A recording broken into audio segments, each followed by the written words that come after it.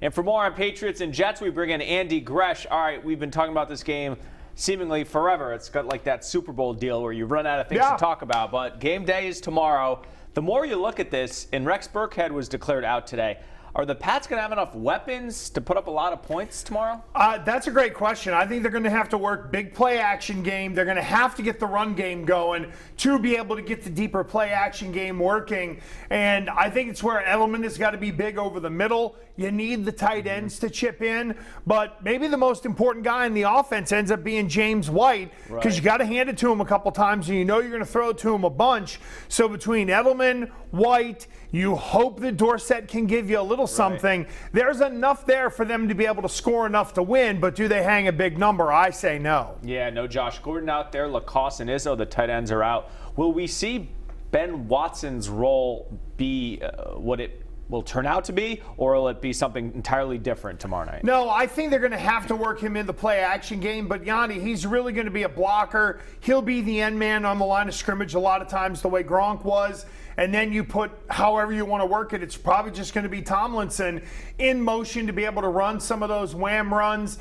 I like the fact that Ben Watson is going to be the guy who's there, who understands the offense, who's going to be able to help guys like Marshall Newhouse in case the Jets kind of overload one side and Watson's lined up to his side. So I think there's a lot of good that can come from Ben Watson being there. That said, he ain't Rob Gronkowski. We shouldn't expect him to be. All right, when the Patriots defense, go up against Sam Darnold, is there any way that the Jets hang up a big number on the Patriots? Or what do the Patriots need to do when they're in the meeting rooms to make sure they win? Is it just hold the Jets to a certain number?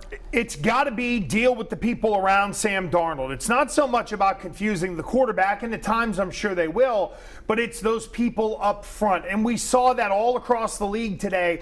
Offensive lines having issues in protection. That, to me, is what it's all about. It's not attacking Sam Darnold per se, Yanni. It's about attacking those 5 offensive linemen, and the Patriots are as good as anybody. I will say this. They have to make sure to maintain their rush integrity and not give Darnold the ability to wiggle out of the pocket. He won't kill you with his legs. He's not Lamar Jackson, but he can extend drives. And if you got him hemmed up on first down and you let him get 3 yards, 2nd and 13 versus 2nd and 7 is very different.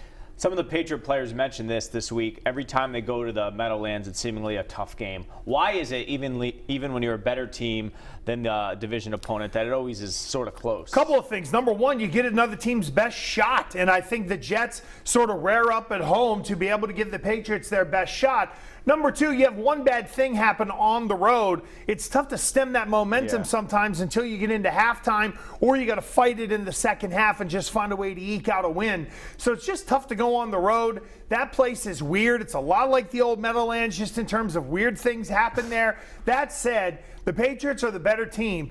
With what happened across the league today, they have an opportunity to really give themselves some cushion and room for error here down the stretch, which is something they didn't have last year. Yeah, we'll talk about the rest.